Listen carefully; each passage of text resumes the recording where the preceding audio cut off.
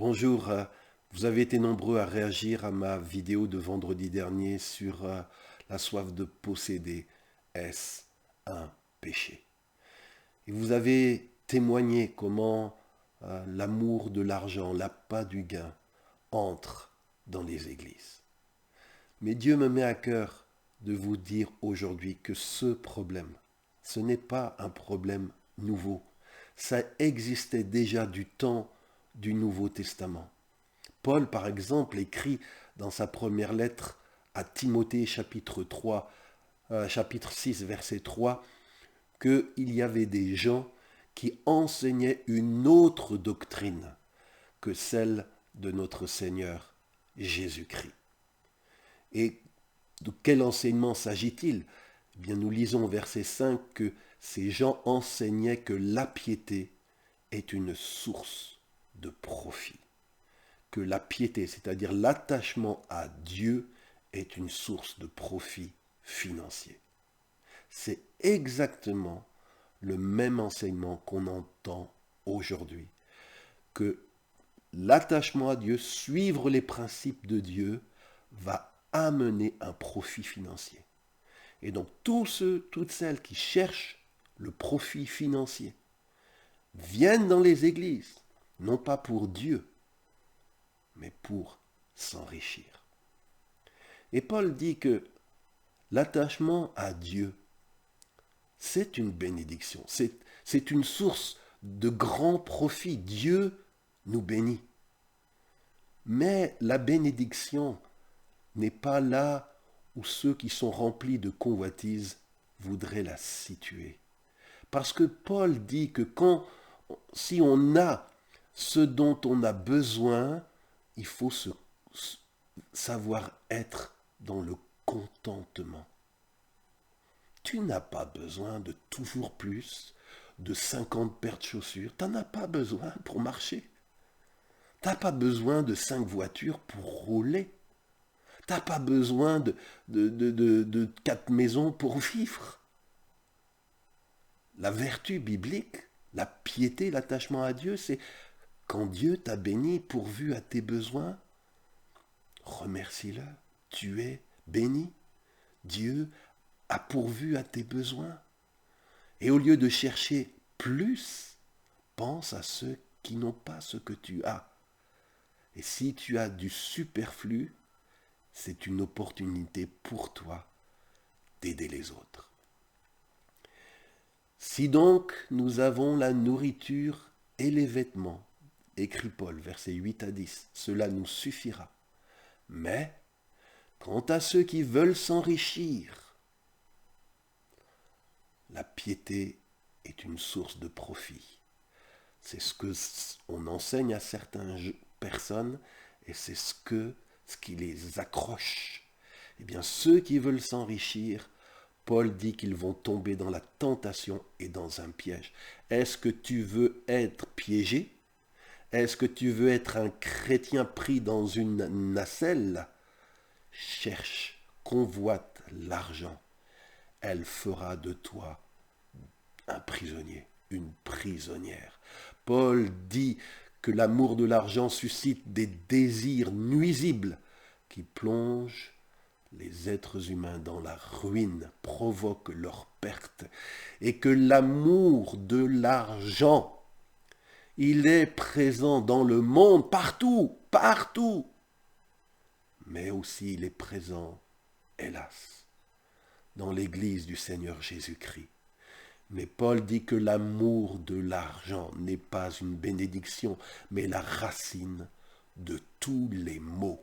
Et qu'en s'y livrant, certains chrétiens se sont égarés loin de la foi et se sont infligés eux-mêmes bien des tourments.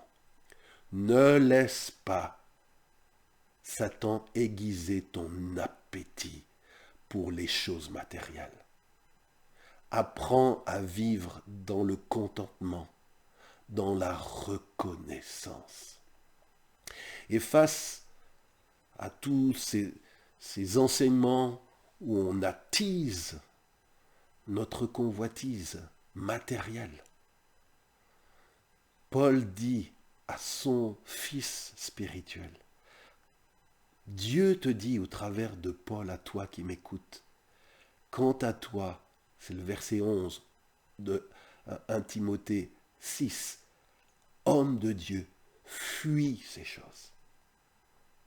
Fuis quand tout d'un coup ton obsession, ce à quoi tu penses nuit et jour, c'est comment tu peux gagner plus, agrandir tes greniers pour amasser plus, quand ça devient le but de ta vie, c'est que tu es tombé dans le piège. Et quand tu sens cet appétit s'éveiller, toi, homme de Dieu, toi, femme de Dieu, fuis ces choses. C'est la nature pécheresse de l'homme qui convoite. Mais l'homme nouveau est libre par rapport à maman. L'amour de l'argent, c'est une caractéristique de la nature humaine déchue. Ce n'est pas une vertu qui vient de Dieu. Et qu'est-ce que Paul nous invite à rechercher?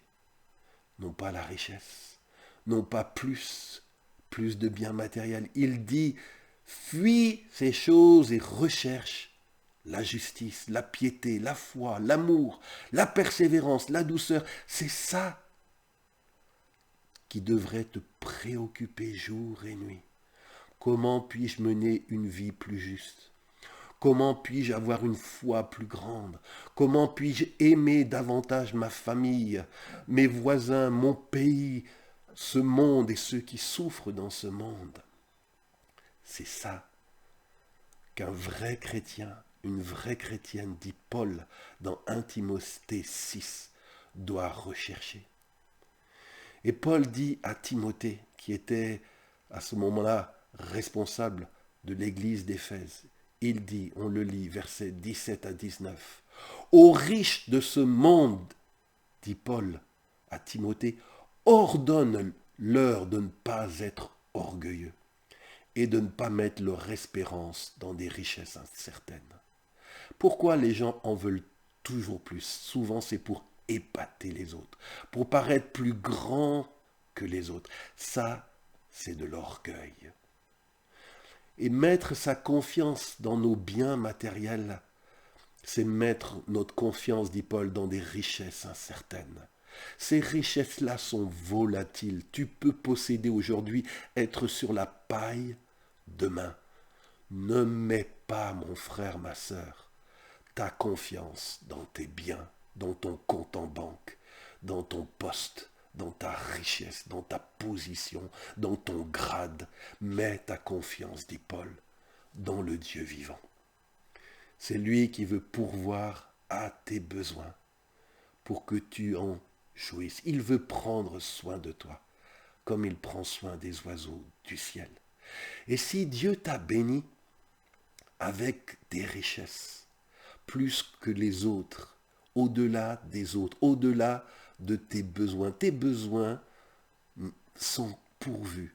Voici ce que Dieu, au travers de Paul, ordonne à Timothée d'enseigner, ordonne aux riches de faire le bien, d'être riches en belle œuvre, de se montrer généreux, prêt à partager.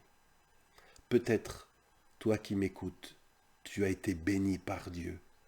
Tu as beaucoup de superflu. Ce superflu, Dieu te dit, il te le dit, fais du bien avec cette abondance que tu as. Sois riche. Mon frère, ma sœur, sois pas riche selon le monde. Cherche pas à être riche selon le monde pour côtoyer le monde des stars, des paillettes. Sois riche en belle œuvre. C'est pour ça que Dieu t'a béni. Montre-toi généreux. Sois prêt à partager ta bénédiction pour faire du bien. Et voici ce que Paul dit. Les riches qui font cela avec leur richesse s'assureront en guise de trésor de bonnes fondations pour l'avenir. C'est pas Ton palais, c'est pas sur cette terre qu'il faut le bâtir. Tu dois chercher de bonnes fondations pour ta vie à venir, qui est celle que tu vivras, pas pour 50, 60, 80 ans, 100 ans, mais pour l'éternité. Ta vraie demeure, elle est là-haut, dans le ciel. Pose de bonnes fondations. Si Dieu t'a donné des richesses, en étant généreux, en investissant, les biens que Dieu t'a donnés dont tu n'as pas besoin, investis-les pour l'œuvre de Dieu. Qu'il y ait beaucoup de bonnes œuvres qui te suivent dans la vie éternelle. Bien-aimé, je sais que les enseignants, les prédicateurs n'osent pas trop parler aujourd'hui d'argent parce que déjà on en parle trop dans l'Église et souvent de mauvaise manière. Mais pourtant, pour rectifier ce qui est faux, il faut parler de ce qui est juste. Et si tu veux approfondir cette question sur la gestion de tes finances, quels sont les conseils bibliques, les principes bibliques en matière d'enrichissement, en matière de dette, en matière de prière par rapport à nos besoins, il y a un enseignement que j'ai travaillé, j'y ai beaucoup travaillé, et qui je pense peut vraiment te bénir, et qui s'intitule « 7 principes bibliques de gestion financière ». Ça reprend en 7 points ce que la Bible enseigne sur le rapport entre le chrétien et l'argent. Et cet enseignement, cette série d'enseignements, tu la trouveras sur notre site internet cdlr.fr, dans la section Finances. Soit, si tu veux lire ces enseignements, tu vas dans la page des écrits. Soit, si tu veux écouter ces enseignements, tu vas dans la page audio. Et là, tu trouveras dans la section Finances 7 principes bibliques de gestion financière. Et je veux prier dans le nom de Jésus.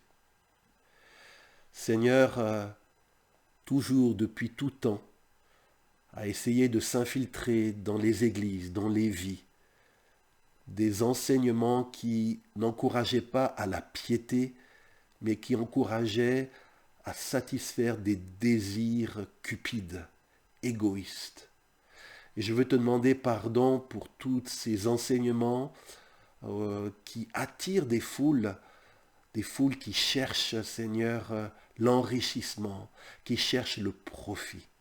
Et toi, tu nous dis, Seigneur, que le profit de l'attachement à Dieu, ce n'est pas l'argent.